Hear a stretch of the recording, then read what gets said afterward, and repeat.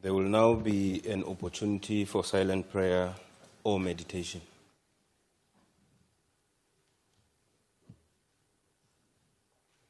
Please be seated.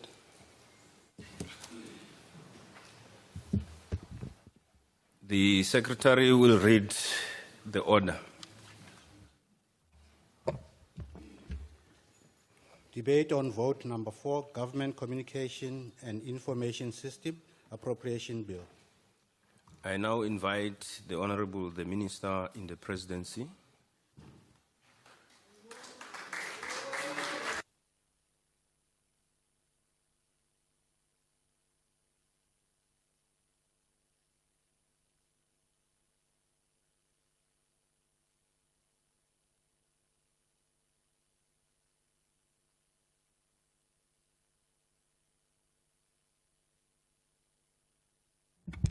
Honorable House Chairperson, the Chairperson of the Portfolio Committee on Communications and Digital Technology, Honorable Kusela Diko Sangon, Deputy Ministers in the Presidency, Ms. Nongeba Mhlauli and Mr. Kenny Morolong, members of the Portfolio Committee on Communications and Digital Technologies, the Chairpersons of the boards of MDDA and Brand SA and their staff, management of the GCIS, MDDA and Brand SA.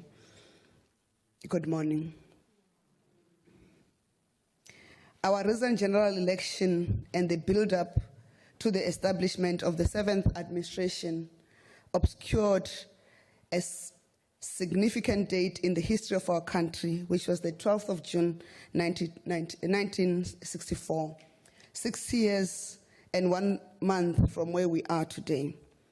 This was the day Nelson Rolihlahla Mandela and 7 Rivonia trialists were sentenced to life in prison by Judge Quietus Divert, who said the only leniency he could extend to the prisoners was to impose imprisonment for life instead of the death penalty.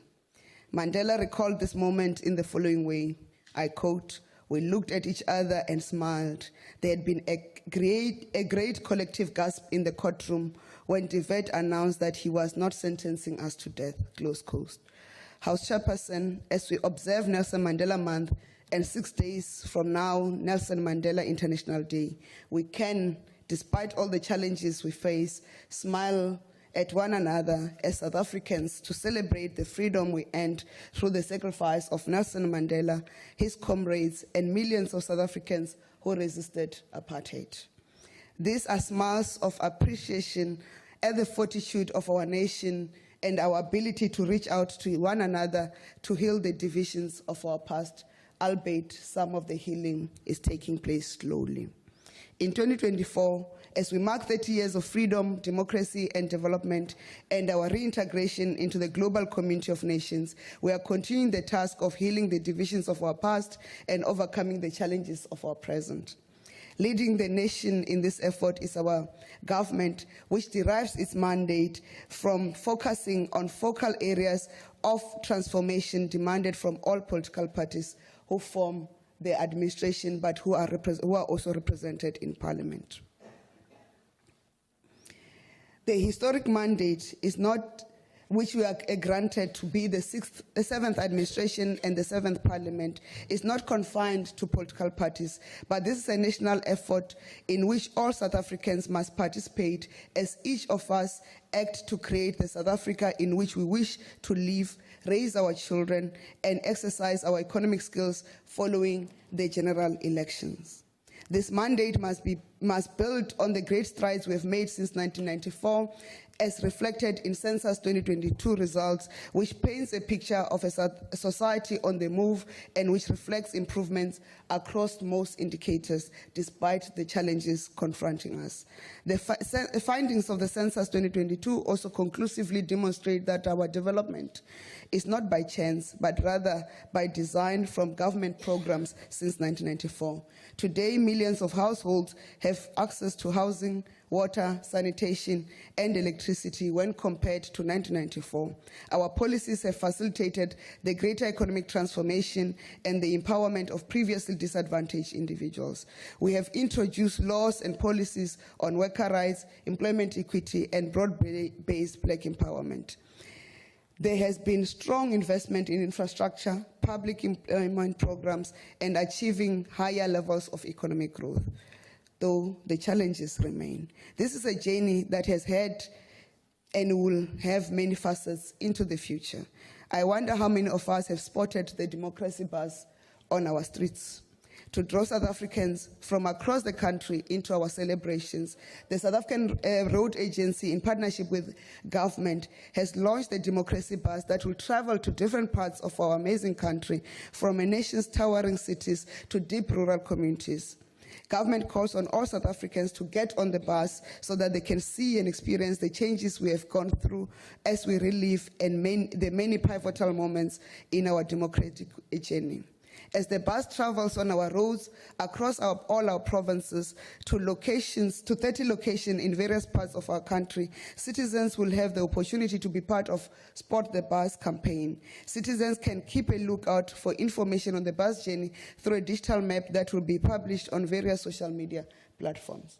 The bus is just not traveling to these various spots, but the bus is celebrating that South Africa globally is ranked number 11th in terms of the road network infrastructure that we have.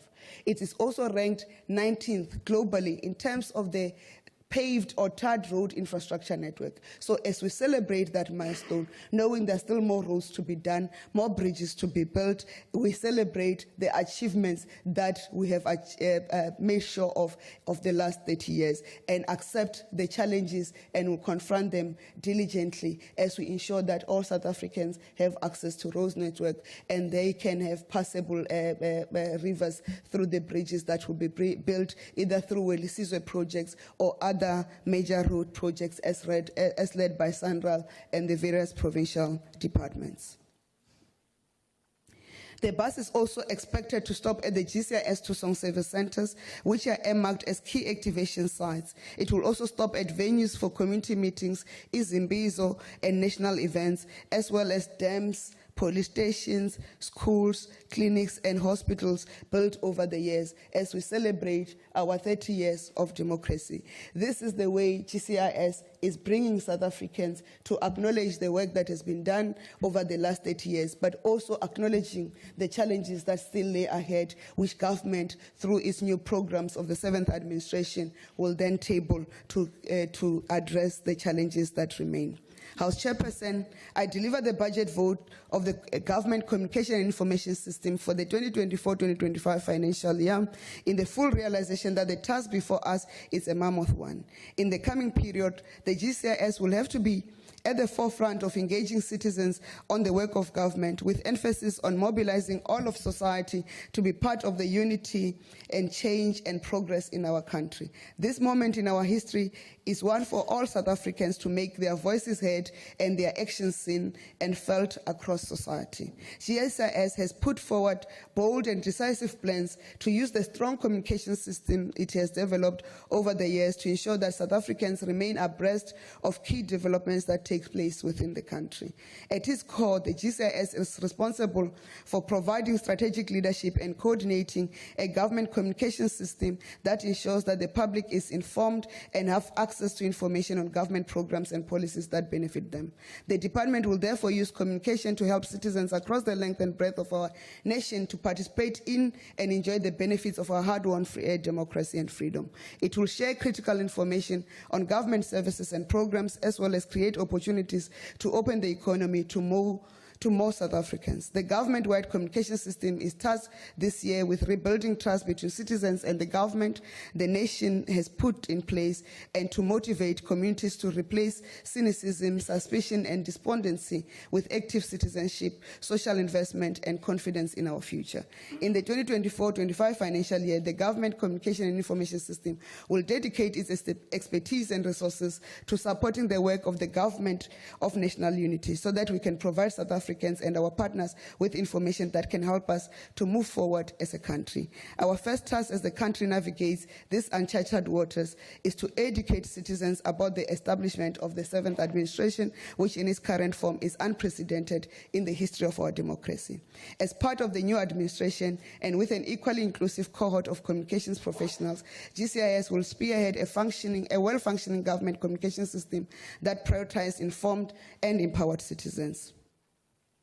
Honorable members, over the past period, the GCIS has worked hard to improve relations with the media, and this has been demonstrated by the increased attendance at media briefings facilitated by the GCIS, regular engagements with senior journalists and editors, and media webinars with the National Press Club on dominant issues in the communication environment. In the same period, the GCIS hosted and facilitated a series of continental media platforms recognizing the chairship of the African Union by the President of South Africa in 2020-2021.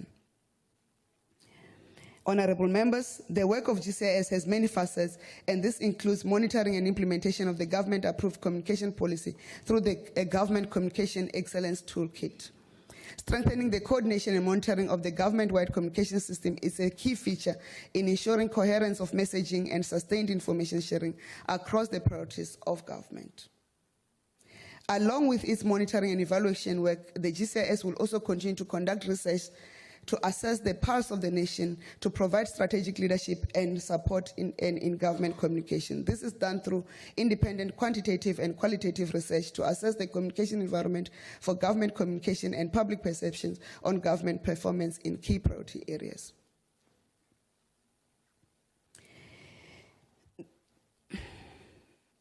We are also confronted with misinformation, malinformation, and disinformation, and which will continue to be a threat to our communication and also to the execution of our mandate. And this is a global challenge, especially with the introduction of artificial intelligence. We have to continue to work with various stakeholders to ensure that and mitigate this threat, especially with the communication moving more to social media platforms.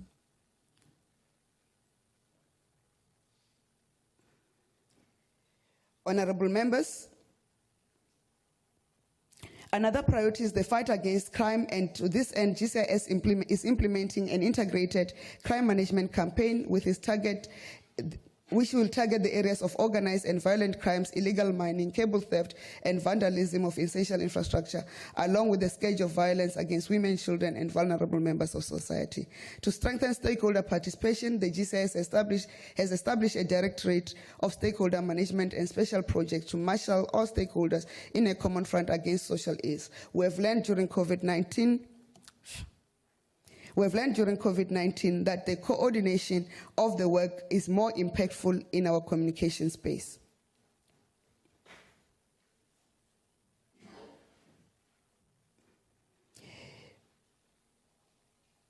In the part of playing its role of coordinating government communication, the GCIS also supports the work of Brand SA. And Brand SA is tasked with in making sure that Brand South Africa is recognized internationally. And in the country, we are going to reimagine our Play Your Part campaign, which is a nationwide initiative created to inspire, empower, and celebrate active citizenship in South Africa. It aims to lift the spirit of our nation by inspiring all South Africans to contribute to positive change, become involved, and start doing. It calls on South Africans to use some of their time, money, skills, and goods to contribute to the better future for all of us. Another entity of the GCIS is the Media Development and Diversity Agency, which last financial year celebrated 20 years of its existence. The MDDA has made significant strides in developing the community media sector to reflect the needs and aspirations of all South Africans. In its duty of providing funding and other support for the marginalized groups to enable them to start and sustain their own community media project, it has supported over 586 community and small commercial media projects over the years, despite its meager budget. This includes 321 community radio and community television stations, along with 185 community print objects, such as community newspapers, magazines, and small commercial print, as well as the digital platforms. Chairs. The work of the MDDA is important because community media serves to connect people with shared interests and concerns. It amplifies the unique stories and experiences within a community and promote understanding amongst its members. In essence, community media acts as a catalyst for social cohesion, empowering individuals to actively engage in dialogue, bridge cultural gaps, and collectively address challenges for greater good of society. In the previous financial year and the beginning of this financial year, we crossed the country, opening state-of-the-art studios and listening to the stories of resilience in how some of these community radio stations were established and survived over the years. And this inspired us to do more. With the help of the MDDA, these community media are resilient, and this community media continue to support our people, but to bring diversity to the media environment. But we still have to do more. We need to find additional funds. In terms of our financial allocations, the team GCIS is determined to make prudent use of the financial resources South Africans have entrusted to us. We are committed to harness the department's limited resources in an efficient manner so that we can get most value for money. The budget allocation for GCIS over the next 3 years of the medium-term expenditure framework amounts to 2.3 billion rands, which is spread as follows: 2024-25, 178 million, 2025-26, 768, 574 million, 26-27, 802 million, 785 million. The GCIS initial allocation of 847 million for the 24-25 financial year was reduced by 42,669 million due to government-wide cuts, and we propose that we support this budget. Thank you. Thank you very much, Honorable Minister. The next speaker will be Honorable Sangoni, and I must indicate that it's a maiden speech. So no heckling. Thank you, House Chair. Minister in the Presidency, the Honorable Kumbuzo Ntshabeni, Deputy Ministers, Honorable Mrolong, Honorable Mhlauli, members of the Portfolio Committee, Honorable members, leadership of the GCIS, MDDA, and Brand South Africa, fellow South Africans. Access to information is a fundamental right that is enshrined in Section 32 of the Constitution of the Republic of South Africa.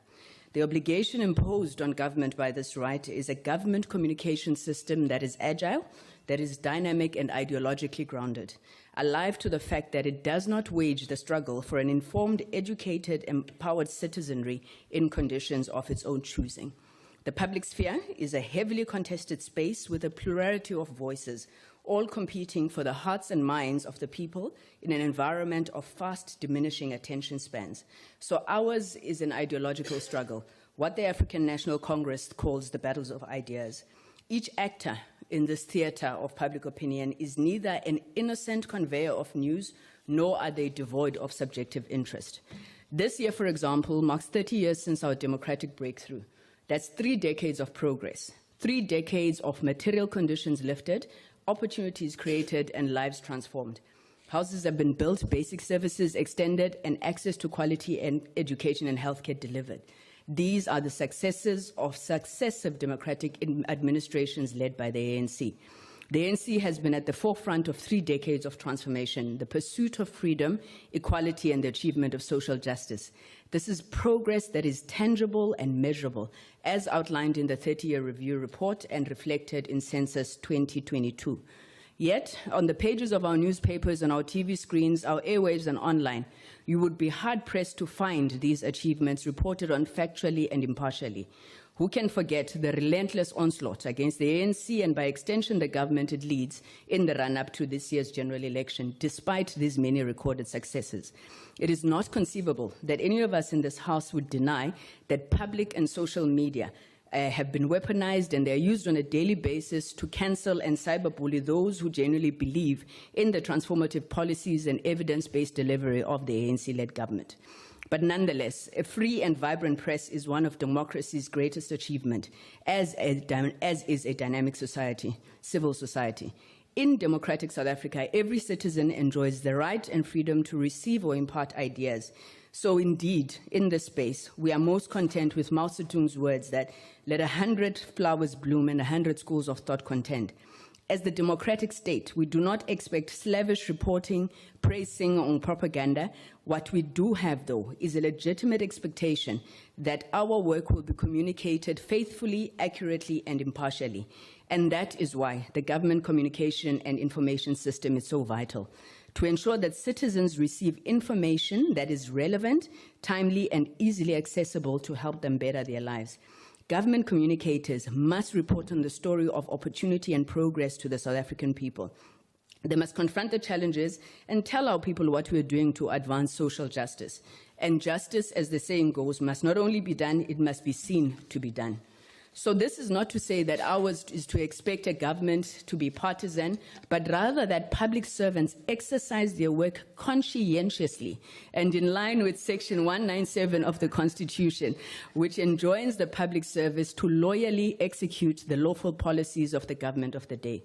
So as the ANC, we welcome the commitments in this budget vote. There are a clear commitment to ensure that communications remains front of center of the work of government, and it shall remain connected to the people whose interests we are mandated to serve. In navigating the challenges occasioned by a new configuration of government, the GCIS identified the need to inform citizens about the strategic priorities, plans, and work of the Government of National Unity. The GNU will rely heavily on this department to communicate unambiguously about its strategic objectives, spending patterns, and delivery without either claiming victories or disassociating itself from setbacks as individual political parties. Government communications is a vibrant cornerstone of democracy. So it is deeply concerning, House Chair, that the Portfolio Committee must once again lament the wholly insufficient funds allocated to the GCIS. This continuous reduction of their budget in real terms is akin to arming government with knives and nopkiris to fight against those who are armed with combat artillery and ballistic missiles. It cannot be that the strategic communications function in this government continues to be under-resourced. Advertising and marketing budgets routinely bear the brunt of the harshest budget cuts as part of cost containment measures. Communications is severely underfunded across all three spheres of government and has resultant knock-off in the economy. Equally, the reduction of budget set-asides on designated groups from 30% to 25% is an area that the committee has also noted as a concern, as this impacts the transformative measures the department has put in place to ensure meaningful economic participation. House Chair, the communications and media landscape is dynamic and evolving. When the GCIS was formed in 1998, it was the age of newspapers, radio, and the 8 o'clock news. This is the age of TikTok, YouTube, Snapchat, the age of OpenAI, Gemini, Claude 3.5, its Midjourney, Sora, and other generative AI tools. So the GCIS must strive to retain its position as an accurate and credible source of information in an era of deepfakes, fake tunes, fake news, manipulated content, and disinformation, where voices, people, and entire locations can be cloned and altered. This has serious implications for all facets of government communications, and we must adapt accordingly. Audiences have rapidly evolved. Gen Z has been overtaken by Generation Alpha, the very first fully digital native generation in the history of mankind. So for the GCIS to succeed in delivering on this mandate, it must push frontiers, it must innovate and move with the times. Government communicators must develop a deep sense of understanding and appreciation of the environment in which they operate.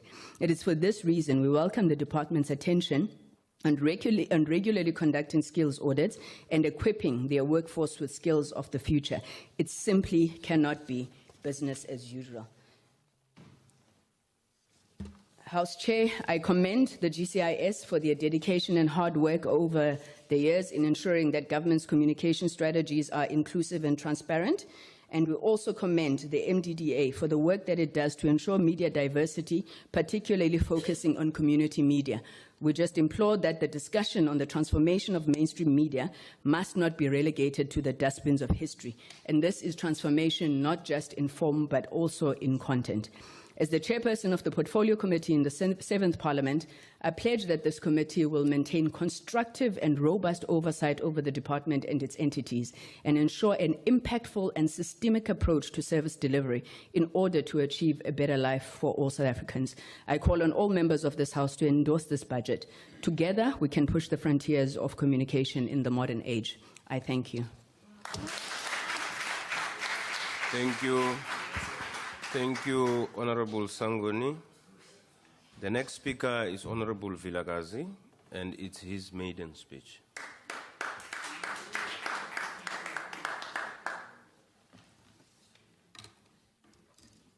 Honorable Chairperson, Honorable Minister, Deputy Ministers, Honorable Members, South Africans. I will speak specifically on the GCIS, and my colleague will speak on the MDDA. It is an honor to serve on the Portfolio Committee on Communications and Digital Technologies, which has the potential to contribute significantly to our nation's prosperity. The department's vision to be a leader in enabling a connected and digitally transformed South Africa is inspiring, and the role of the GCIS in contributing to this vision is of profound importance. Through its vision of empowering South Africans through communication excellence, the GCIS is well positioned to contribute to a connectedness and transformation that takes this nation forward. As we usher in the 7th Parliament, we note that for the first time in democratic South Africa, we have a government that is made up of representatives from different political parties, all of whom are looking to work together to change the lives of South Africans for the better. This possibly presents the GIS with its biggest opportunity, but also its toughest challenge. Whereas in the past, the organization has been accused of being the mouthpiece of the ruling party, fairly or unfairly so, it has now the opportunity to rid itself of this label and be the glue that holds together this collective of different and sometimes conflicting ideas and views from across the political spectrum.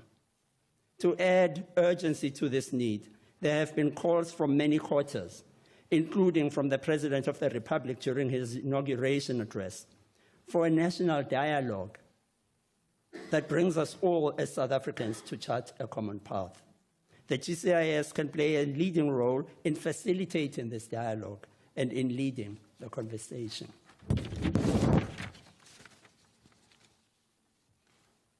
The GCIS's annual performance plan states that one of its goals is to align messaging and build capacity at the national, provincial, and local levels of government across departments and with external stakeholders. This is essential to ensure coherent messaging and amplification of voices that contribute to this project of building our nation anew. We call on the organization to put focus on this task and pursue it with vigor. We note with alarm that the important role of a permanent Director General has still not been filled. Without a permanent DG, there is a lack of stability and no one to take full accountability of the organization's plans and budgets, or to chart a path for the future of the organization. This presents a major task, a major risk, not just for the organization, but for taxpayers as well. We call upon the Minister to impress upon those responsible to expedite the appointment of a permanent individual for this crucial role. In closing, and noting that the GCIS itself has a different reporting line to this portfolio committee, however, also that the portfolio committee itself has a minister from the Democratic Alliance, my colleague and I pledge to play our role on this committee as members of Parliament in the way in which it is envisaged. This means that we will strive to hold both the department and minister to account and to ensure that both discharge their responsibilities for the benefit of all South Africans. Thank you. Thank you very much, Honorable Vilakazi. The next speaker is Honorable Mkitama.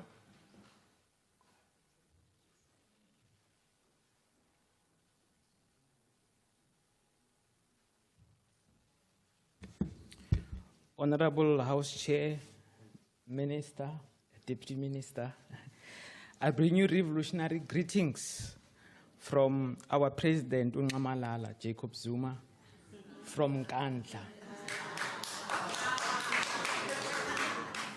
One of the places which have, of course, a big challenge in terms of precisely digital access. Honorable House Chair, respected members of Parliament, today, as I say, I rise on behalf of MK Party. And also want to recognize our Leader of Parliament, Dr. John Hlope.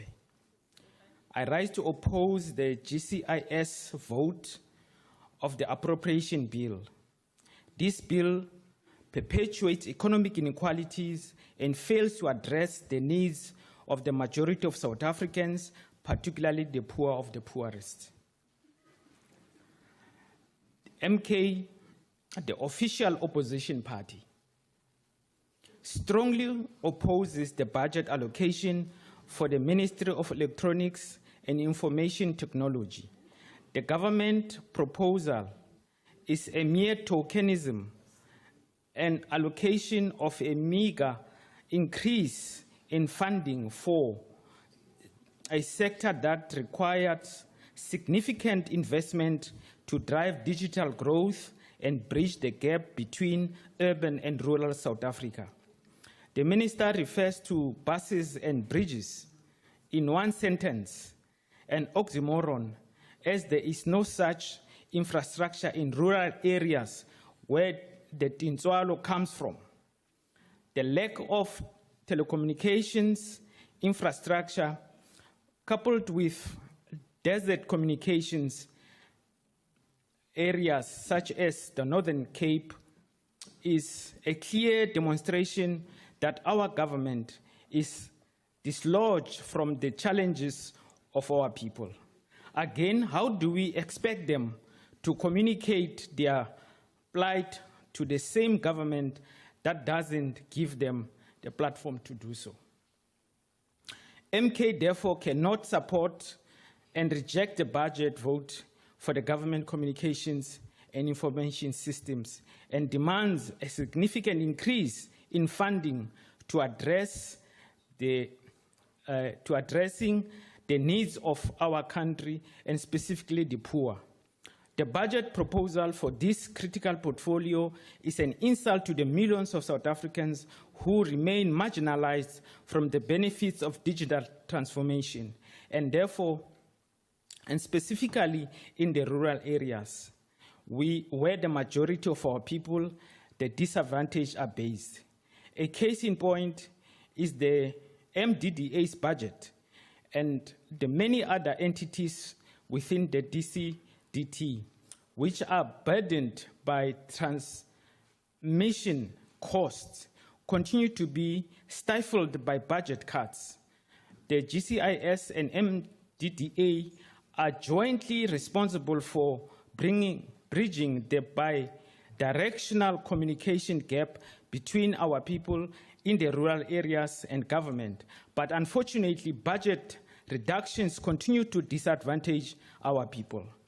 While the department's annual performance plan outlines ambitious goals, we believe that the allocated funds are grossly insufficient to achieve meaningful progress in digital transformation, infrastructure development, and skills enhancement, especially in the rural areas.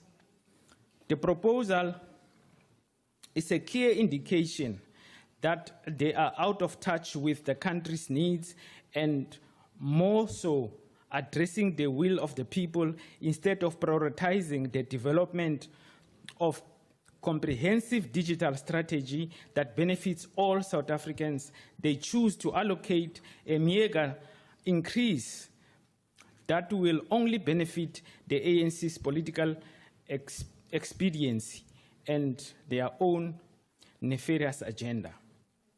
the budget fails to address the critical issues of digital infrastructure development, e.g. cybersecurity, the biggest risk this government faces, and skills development. It also neglects the needs of the marginalized communities such as women and rural youth who are excluded from benefits of digital transformation. Communication should be the nerve system of a functioning government, and from government to citizens. We demand a comprehensive review of the budget to prioritize the needs of the people, not just the interests of ANC and its corporate alliances. We need a budget that invests and is inclusive and sustainable for digital future of all South Africans, not just a select few. The MK Party is rejecting the budget proposed by the GCIS. It is inadequate in terms of its funding and lacks focus to be addressing the needs of our people. We need a budget that... Honourable Member, I'm afraid your time has expired. Thank you. Thank you very much. The next speaker will be Honourable Litlape.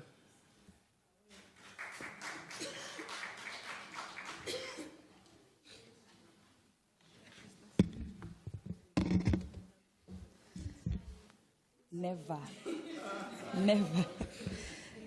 House Chairperson, the Economic Freedom Fighters rejects the proposed budget for the Government Communications Information System as tabled, and we do so for the following reasons.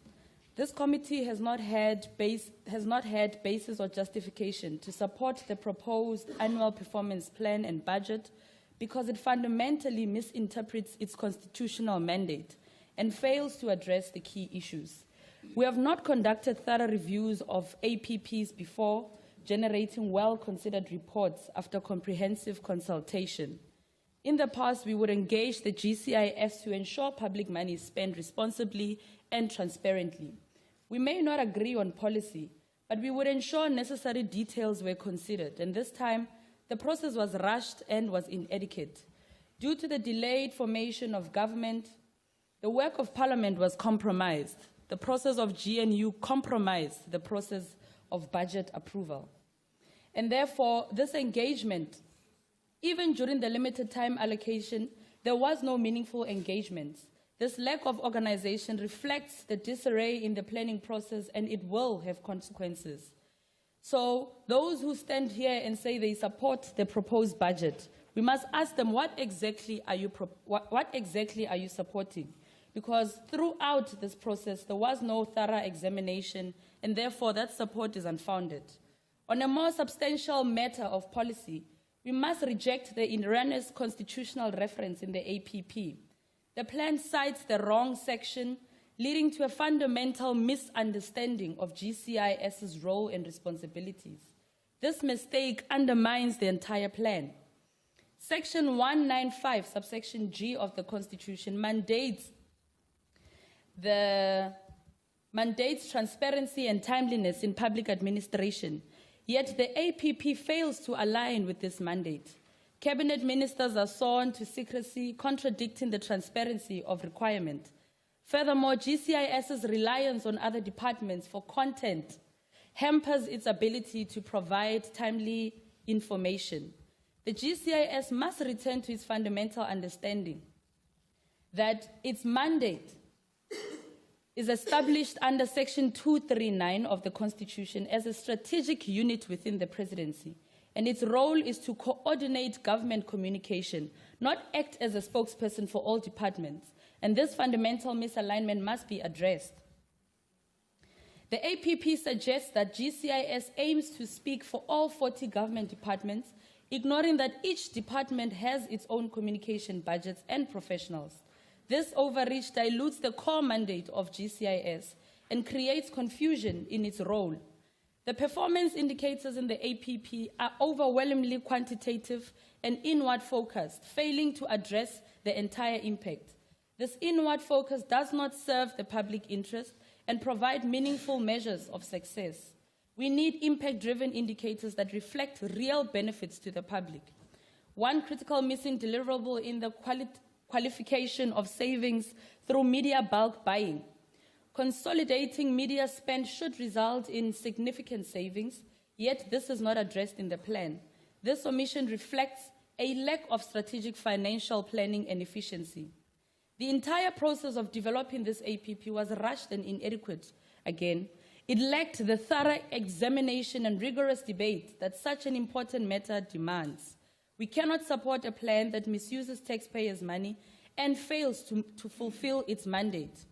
The GCIS must revisit its core objectives and realign its operations with its original mandate.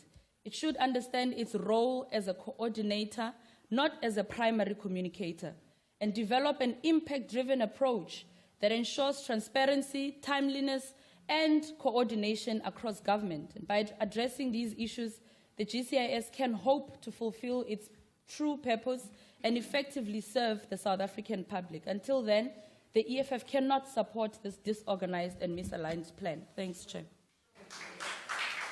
Thank you very much, Honorable Litlape. The next speaker is Honorable Sithole.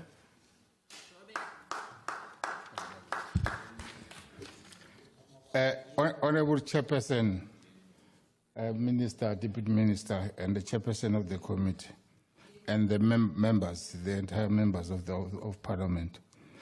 The Department of Government, Communication and Information System was born out of recommendation of the Communication Task Group report of 1996. However, this department has frequently enjoyed some instability. In turn, this spell of instability have greatly affected the department's ability to provide strategic leadership to the whole government communication machinery, especially in critical moments. The pace of change accelerates daily, and one of the best examples of this is the effect the development of mobile technology has been on shaping the impact of social media. Mobile devices have brought about an ease with each information can be shared across the globe. Therefore, the dissemination of crucial information issued by the government should be in alignment with digital development. Considering that over half of the South African population is active on social media, there is an ever-increasing need for the government, and in particular this department, to diversify its digital footprint, especially to ensure that young people are aware of the various government programs containing employment information and opportunities. In the product and platform sub-program which form part of the content processing and dissemination program of this budget, the objective is to make the public aware of the opportunity created by the government through publishing the Vukuzenzele newspapers. However, this newspaper is only available at GCIS offices and town centers. Therefore, we urge this new administration to strongly consider either densifying the places where this newspaper can be found, or perhaps changing the media through which this opportunity can be accessible. The mandate of this department stimulated that the public should be provided with information that is timely, accumulate, and accessible. Therefore, the IFA notes that the word comprehensive should not only be aimed at contact of the information shared, but also at the media and platform and used to share information. Mr. Minister, ne committee, APP azange sixoxe kahle. Usho ngaleyo ndlela ke kuzofanele kube umsebenzi ukuthi kufanele kubuyele soyixoxe i-APP ngoba bese sigijinya nje bese umsebenzi wenziwe ukugijinya ngaleyo ndlela wenzeka ngomsebenzi ngendlela efanele wenza ngakhona. Ngaleyo ndlela ngiyabonga kakhulu umhlonishwa. Thank you very much, Honorable Sithole. The Patriotic Alliance, Action SA. The next speaker will be the Honorable the Deputy Minister in the Presidency.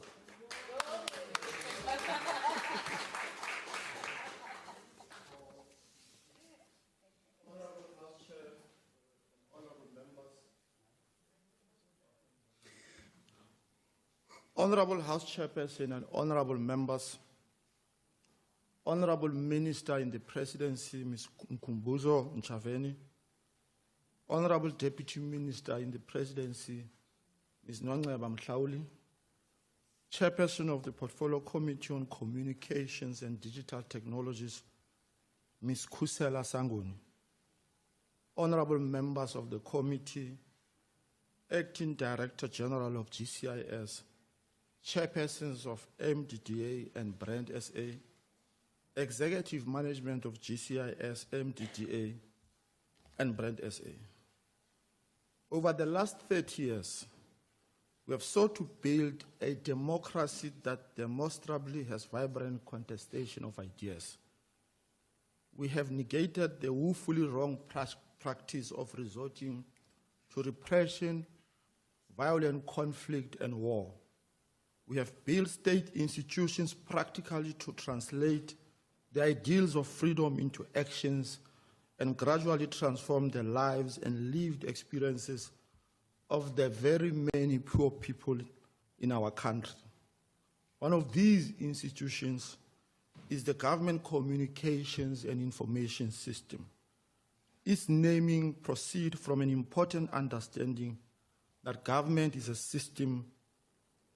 Thus, its communication ought to be integrative and integrated, so as to provide a systematized approach to the whole of government communication and information in a manner properly to assert a developmental agenda. This system would assist government in communicating its ideas and convert the ideas of the population in order to enrich the developmental agenda to which I made mention.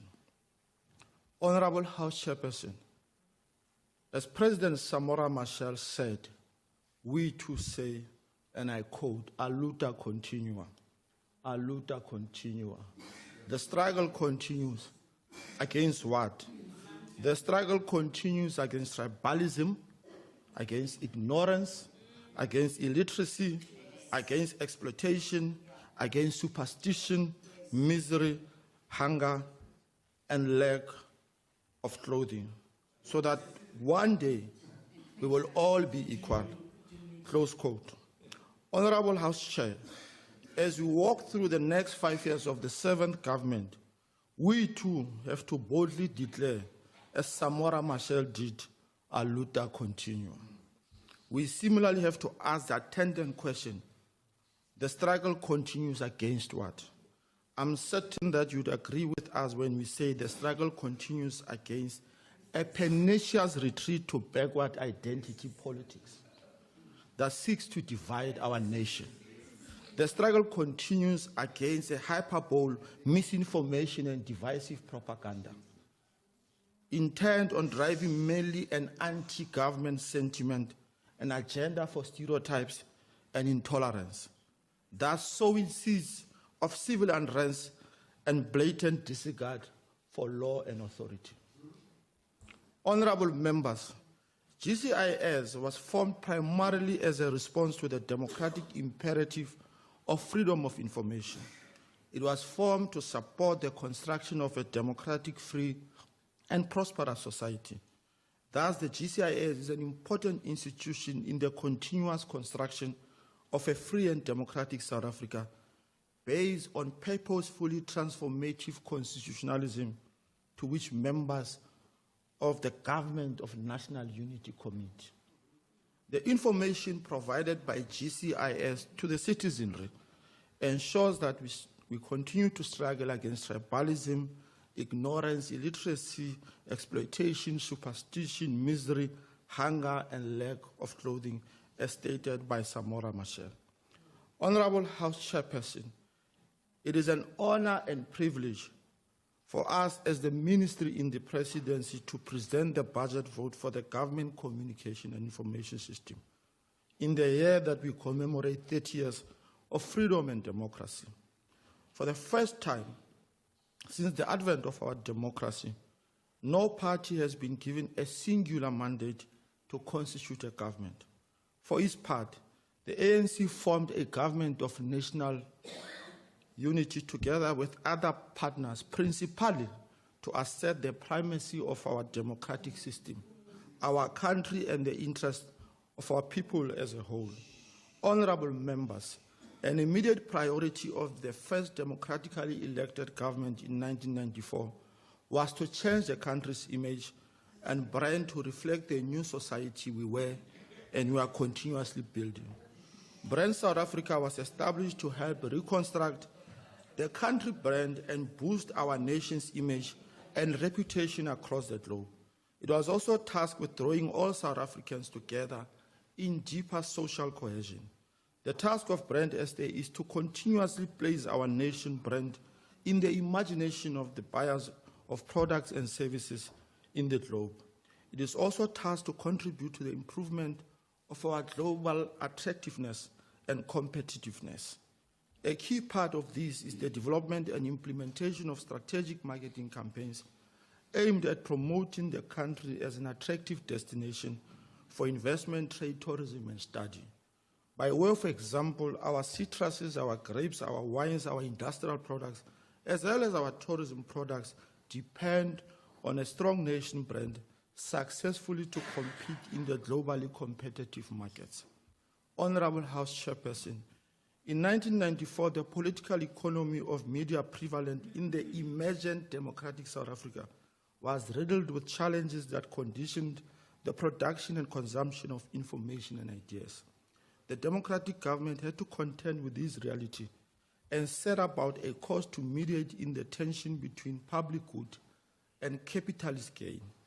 Thus, in 2003, MDDA was born with the task to issue an intervening force in favor of the struggle against ignorance. Given the apartheid historical reality then, the media industry was highly monopolized. There was limited or no diversity of news or opinion, and the voice of black people in the media was suppressed. Accordingly, MDDA had to set course for the development of community media, including community television, radio, and print media, to allow people at grassroots level to voice their concerns, perspective, and actively participate in our democracy. The inclusion of local voices ensures that our communities are represented and reflected as part of our diverse nation.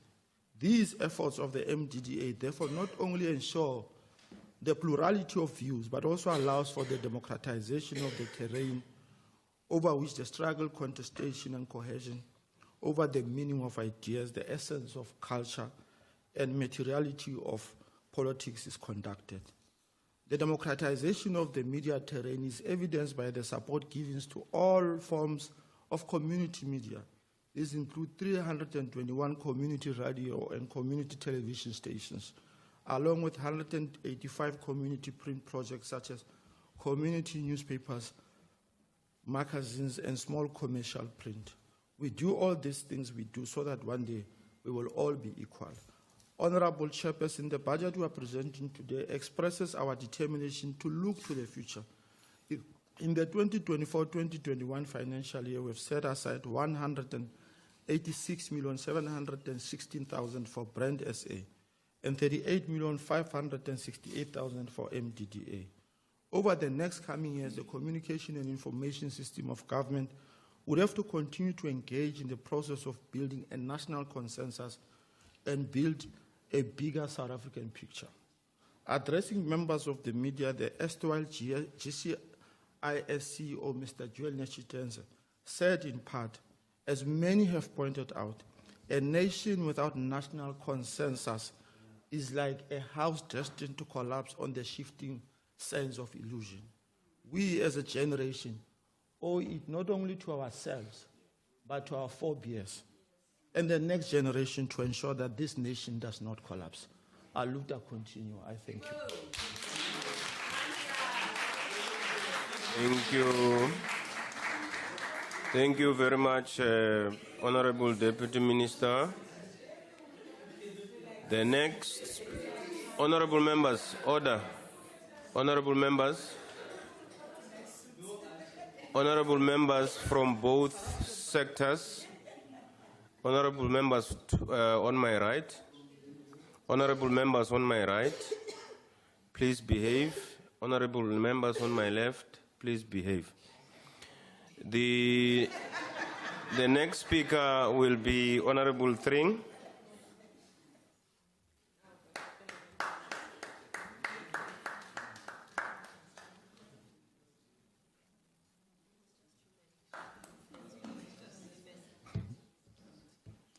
Appreciate that. Thank you.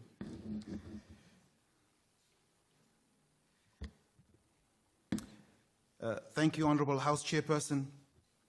As we consider this budget vote of the GCIS, the ACDP is aware of the 802 million rand available for the 2024-25 financial year to be distributed over 3 programs. This department has to navigate the cacophony of ideas and worldviews and attempts at social engineering, with the mandate to communicate with the South African populace in a manner that is in keeping with our Constitution.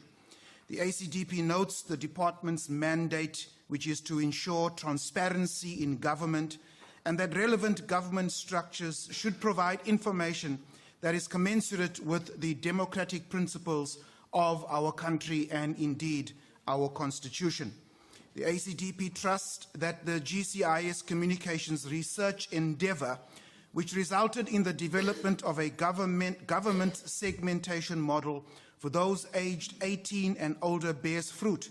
It is hoped that this targeted communications approach on government programs and services results in the realization of Section 195G of the Constitution of the Republic of South Africa, which forms the basis of the formation of the GCIS, where it stipulates that in order to foster transparency, the public should be provided with information that is timely, accurate, and importantly, accessible.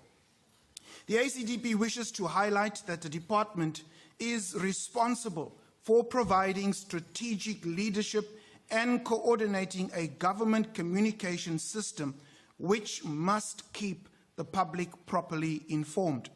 With that in mind, the ACDP is concerned.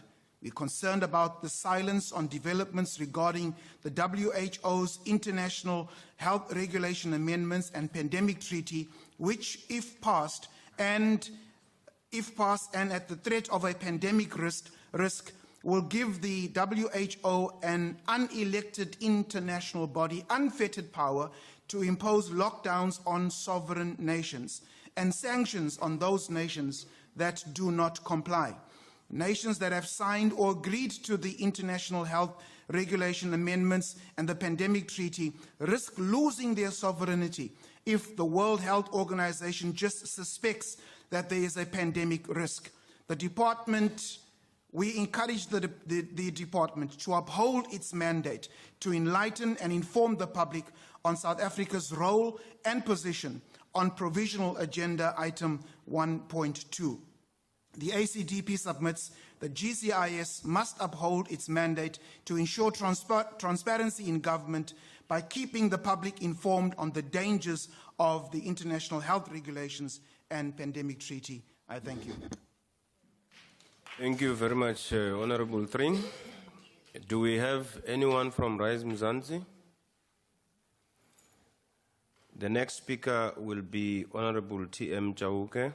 It's a maiden speech.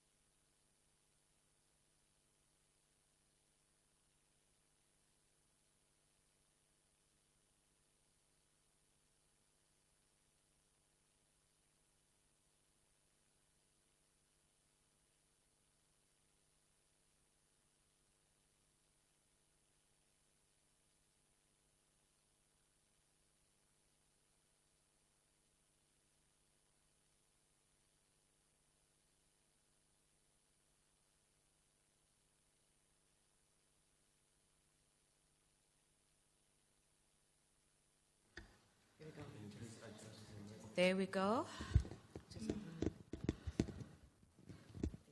Okay, there I can feel the mic. Apologies to the House and honorable members. I am visually impaired, so please do bear with me. I am using assistive devices in this process. I'd like to start by appreciating all those who have joined us, Honorable Chairperson, Honorable Minister and Deputy Minister, and also the stakeholders who have joined us. Welcome to all the honorable members of the House and to fellow South Africans. I rise on behalf of the African National Congress on the budget vote. Sorry. We do so with the understanding that the budget is put together so that we're able to transform the lives of persons with disabilities, the vulnerable, and all South Africans.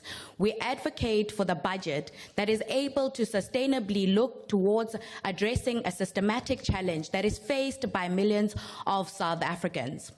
In this budget, we then look at the prioritization of accessible information and accessing information that is enabling and powerful. Now, we need to look at what it is that this budget then means for an ordinary South African. We look at the skills development training that will take place through this budget that has been put in place. We look at how it can enhance the lives of the vulnerable, youth, and persons with disabilities, being able to effectively contribute towards a thriving economy. Now, we see that the digital era is advancing. Through this advancement, we are able to ensure that there is no one left behind because of lack of access. Through the GCIS, we are able to effectively communicate but also connect with South African citizens, ensuring that they are able to access information that will empower them to become active citizens. Active citizenry is of paramount importance. Now, we must remember that without access to enabling information, we are unable to thrive. We know that many are out of the reach of enabling technology, and therefore this budget will allow for us as a government to ensure that there is no one who is out of the reach of enabling technology and information. Now, there are millions who are in rural and underdeveloped areas. Through this budget, we would be able to expatiate and look at how it is that we can bridge the digital divide. Persons with disabilities who primarily would have been left out of a thriving economy will have an opportunity to thrive through the digital era. With the 4IR always evolving, forever evolving, we are finding opportunities for youth, persons with disabilities, those who are previously disadvantaged, the LGBTQAI+ community, to find expression, but also to effectively contribute towards a thriving economy. Through stakeholder engagement, we would be able to find best practices that will allow for us as a country and our citizens to be able to contribute towards the economy, towards the communication and digital era, but also be able to advance the methods that we use for effective communication. Now, we then reflect on how it is that through GCIS, we can now build onto that. So GCIS has put together a skills development program that will allow for those who have not been able to access learning opportunities to now have an opportunity to acquire soft skills. Now, through these soft skills, we would then be able to contribute not only in our communities, but to the country and to its communication systems. Now, we also look at how there is a further budget that will go into utilizing the sign language as our 12th official language. Now, there is an appreciation of this with GCIS and our communications budget that speaks towards a heightened awareness that will go through these systems. We must understand that this budget is a significant progress. And yes, we acknowledge that there is so much more that can be contributed to ensure that we effectively communicate with the South African citizen. Now, as we reflect back and we say, where do we come from? 30 years later, after post-democracy, Now, we must understand that, yes, there are significant gains, but there is still a lot more for us to do. But this will require for us as individuals and as members of parliament and citizens to effectively contribute towards a thriving economy, to ensure that we are contributing towards the communication dissemination that we are putting into the public, to ensure that there is no one who's left out of enabling and powerful information.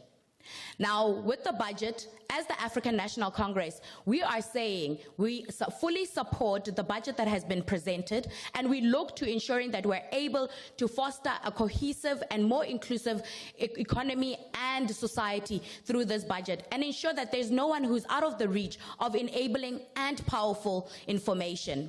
Technology is the future for tomorrow, and we must understand that without a thriving economy that has access to enabling technology and communication, we are unable to progress. Let us ensure that we leave no one behind as we advance and accelerate an inclusive and transformative South Africa. Thank you.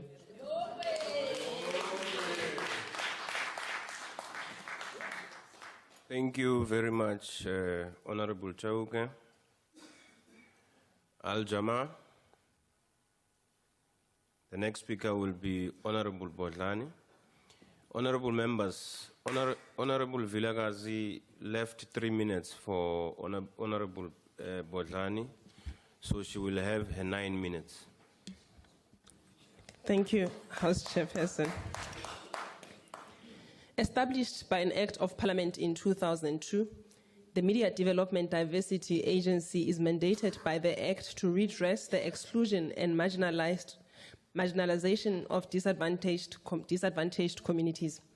The MDDA was established to facilitate access to the media and the media industry, as well as to promote media development and diversity in communities. The Act underscores that this should be done by providing support primarily to community and small commercial media projects.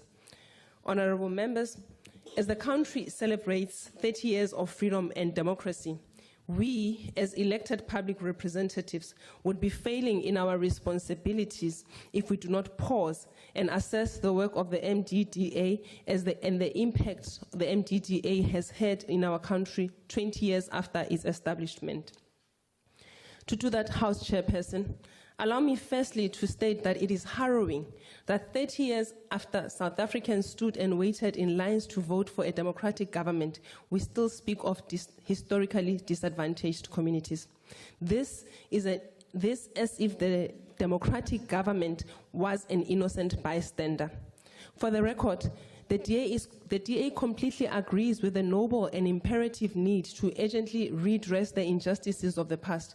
Hence, we remain concerned that 30 years later, access to basic technological tools remains a dream for many. Haholo batho ba dulang mahaeng. The reality we face is that the elusive digital divide remains a threat to us and our ability to compete with our global peers. The existing communication and digital inequalities simply illuminate the failures of government to prioritize the development of South Africa and her people. Secondly, Chairperson, Mosotho o re tsela e botswa ho ba pele. It would therefore be amiss of us to disregard the report of the previous administrations, especially the 6th administration. The legacy report of the last committee calls upon this 7th Parliament to safeguard the existence, relevance, and sustainability of community media. We can only do this by urgently engaging the department and the MDDA on the financial model of community radio stations. In the same breath, we implore the Honorable Chairperson to prioritize the discussion about the MDDA funding model when drafting the program of this committee. As new members of this portfolio committee, we need to be deliberate about the work of the about building on the work of the 6th Parliament to ensure coherence and continuity. As a committee, we are the eyes and the ears of the people who elected us here. We dare not fail to rewrite the story of enabling disadvantaged communities and individuals to gain access to the media in the 5 years we are elected to serve. It goes without saying that the work of government-funded entities must be felt and be seen by the intended beneficiaries. Gone should be those days when government officials make a song and a dance when opening new community radio stations, only for those radio stations to close shortly after due to their failures to pay large line items such as signal distribution costs, which community radio stations have to pay. They also fail to pay stipends to volunteers who keep those radio stations running. The MDDA should be encouraged to prioritize quality over quantity when establishing community radio stations. This, we believe, will yield better return on investments, making the work of the MDDA more measurable and impactful. Sadly, research points to the end of the newspaper era as we know it. The MDDA has an enormous task of ensuring that while the big newspaper outlets are closing down, they become more aggressive in improving their distribution efforts in order for the poorest of the poor to not be left without information about the world they live in. We acknowledge that this is a tall ask. However, we call on the MDDA to not walk the path walked by entities such as the SABC and SAPO, who failed to respond to the challenges and changes in the market and today find themselves on their knees. Chairperson, the work of this committee must be felt by South Africans. It must be felt by South Africans because we all understand sitting in this room that no party got an outright majority. So therefore, we congratulate the leaders of the Government of National Unity, whatever you choose to call it, because it is the leaders of this National Government of Unity who understood that South Africa and its people come first. It is these leaders who put aside their ideological differences, their political colors, and their egos to the side to ensure that South Africa and her people come first. We are thankful for leaders who today are able to come into a room and understand that we can never again speak of wasted years as a country. We can never again speak of wasted years while our people lavish in poverty and inequality. Chairperson, lastly, allow me to talk about and to congratulate, I beg your pardon, to congratulate the new, energetic, diverse skills that the team that the President has provided to this portfolio committee. As the Democratic Alliance, we wish the Minister of Communications and Digital Technologies, the Minister in the Presidency, as well as their respective deputies well in their new role. We want to assure them, House Chairperson, that they had the full support of this committee and that our efforts to interrogate and oversight their work is what we get paid to do. Therefore, we shall do that without fear or favor. Honorable House Chairperson, allow me to address the Chairperson of the Portfolio Committee and say, while this budget also includes the Brand South Africa portion, it becomes important for us and very urgent for us to really relook how the Brand South Africa reporting works. It is also frustrating for all of us as members of this parliament to have to approve and speak on a budget that we have not engaged with fully.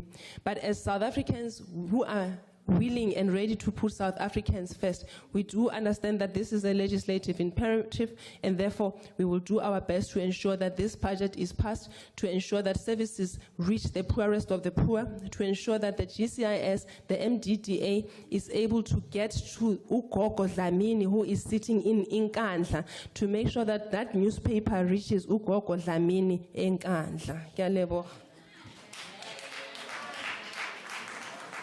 Thank you very much, Honorable Botlani.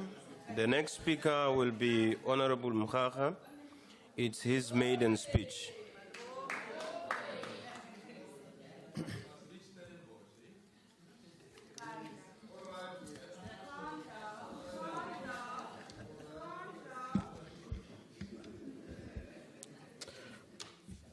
Honorable Speaker, Honorable Minister, the Deputy Ministers, the Chairperson of the Portfolio Committee, honorable members, and the audience in general. Honorable Chairperson, honorable members, staff of the official and officials of this August House, distinguished guests, fellow South Africans. Let me extend our fraternal greetings to those who are able to attend this particular session. Allow me to take this opportunity on behalf of the African National Congress, our liberation movement, to support budget vote 4 of GCIS. We support this budget, having acknowledged that there are weaknesses and strengths. There are budget cuts, requirements that will affect functioning of this department given its scope. We ideally want to see the budget increase. It is imperative for this budget to take into consideration the new political discourse going forward. We believe that from a policy and operational point of view, the digital distribution of Vuk'uzenzele, as an example, is not only going to reduce costs, but also increase reach, with an emphasis of photography and audiovisual content creation. Additionally, the department will repurpose 14 million of Vuk'uzenzele's budget over the MTF period to fund over-the-top streaming service, which is expected to contain content previously disseminated through the newspaper, as well as other government contents. We support this move as it will allow the department to capitalize on the over-the-top platform and possibly generate some income to carry out other functions. We are also in favor of the allocation of 38.5 million to the Media Development and Diversity Agents. We believe it is going to go a long way in facilitating the growth and community broadcast and print media. The mandate of the entity, among others, is to encourage the ownership, control, and access to media by historical disadvantaged communities, as well as the marginalized indigenous languages and cultures. It is for this reason that the ANC commends the decision not to cut costs from the agency's budget. This agency plays a pivotal role in uplifting community media. It empowers broadcasters, publishers, and journalists, among others. This agency has done a lot for our people across the scope.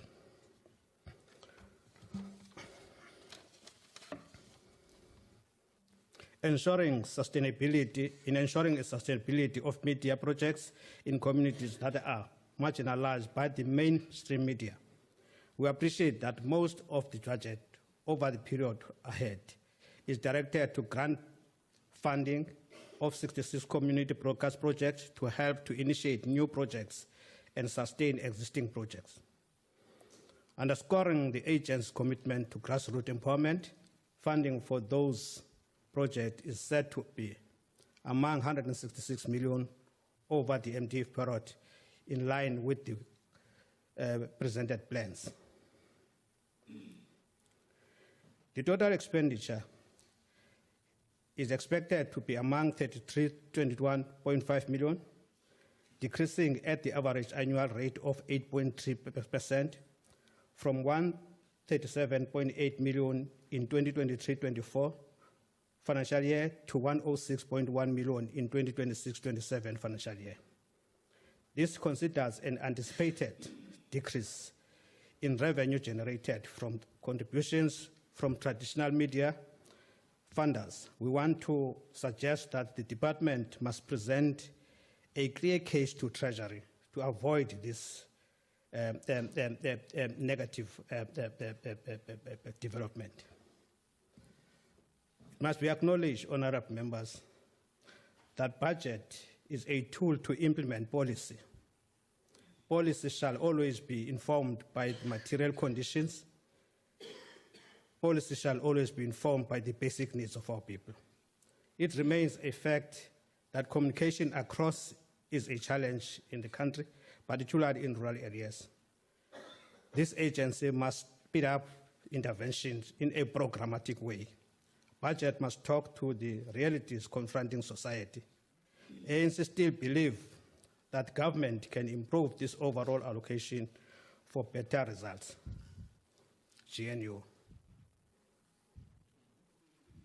That's a reality. If we are revolutionaries, GNU is a reality. It's a development produced by society. It's a development produced by society.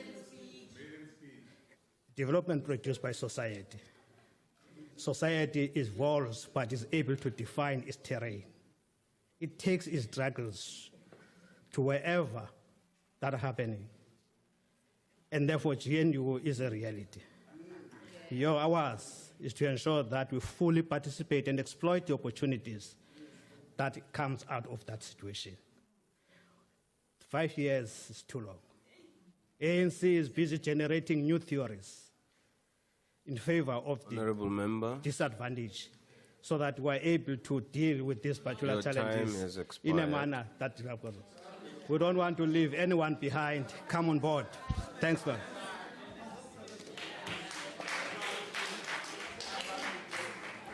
Thank you very much.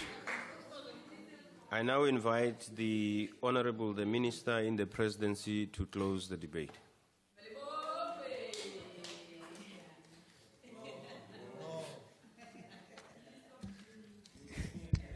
Proudly so.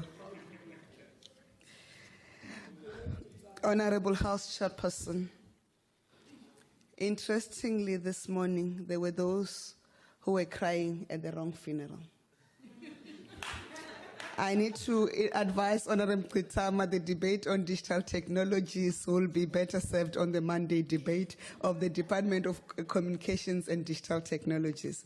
But we appreciate your confirmation that you need the budget of the GCIS, in particular that of the MDDA, to be increased. For that regard, we take that MK Party supports the debate or the budget vote for the GCIS and its related entities.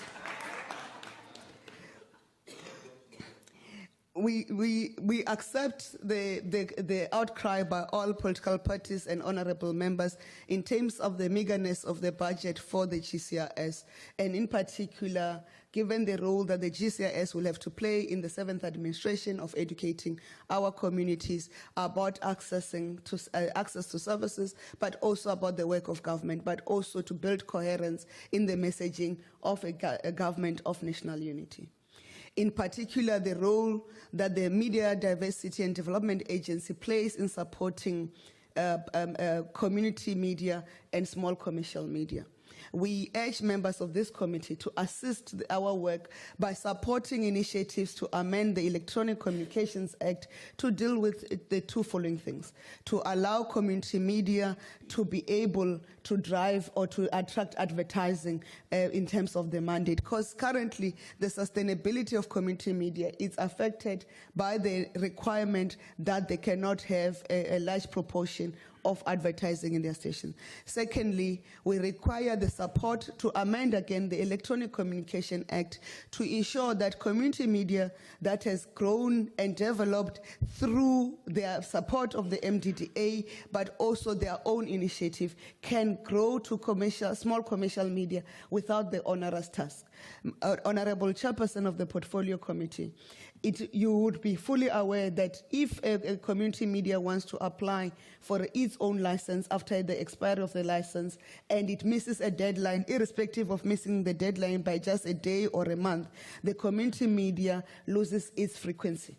Whereas the commercial media do not have the burden of losing their frequency, they may be fined or but they are given an extension. And you know how important those frequencies are to community media who would have struggled to build a network. In this Western Cape, we had a case of Zibonele, which we had to intervene when we were still minister in the Department of Communications and Digital Technology. It should not be interventions of ministers that save frequencies of community radio stations or community media. It should be the provision of law that gives community media equal access, because currently the law does not support the diversity in the media because they put onerous requirements on community media, and those requirements need to be flattened to allow them to participate fairly and effectively. But also, why should a community radio station that has existed like Motse FM or Mafikeng FM, I can name all of them. Zibonele, I can name all of them that have existed, some for over 20 years, some for 10 years, still have to prove themselves and pay onerous amounts to grow to become a commercial media station. It should be provided for in the legislation that there must be immediate development and growth where the community media has proven in terms of governance, in terms of own sustainability, but also relevance and participation of their own communities, that it can graduate to the next level. The 30 years or the 20 years and the 10 years of their existence must be capital enough and equity to allow them to be licensed by ICASA. However, those regulations and that control in the legislation sits with the Department of Communications and Digital Technologies, and therefore, as we push through the amendments, we'll request the support of yourself as the chair of the committee, but the entire portfolio committee, to make sure that we achieve real transformation. We'll achieve that real transformation to make sure that young people and women and people with disability can have the community radio station and community TVs that are fully digitalized and the technologies that support them. But that can only happen if there is room for them to grow and if the legislative environment is supportive. Otherwise, Honorable House Chair, I do not envy the role of the chairperson of the Portfolio Committee of Communications and Digital Technologies, because she'll have to do a thorough job in educating members of the Portfolio Committee, more especially in the other aisle of the GNU, of the role of the Portfolio Committee and the oversight function. Thank you. Thank you. Thank you very much, Honorable Minister. Members, you are reminded that 2 debates are scheduled simultaneously for 1400 hours today. The Small Business Development Budget vote debate will be held in Committee Room M46, which is here, while the Women, Youth and Persons with Disabilities Budget vote debate will take place in the Committee Room S12A. That concludes the debate and the business of this mini-plenary session. The mini-plenary will now rise. Siyabonga GNU.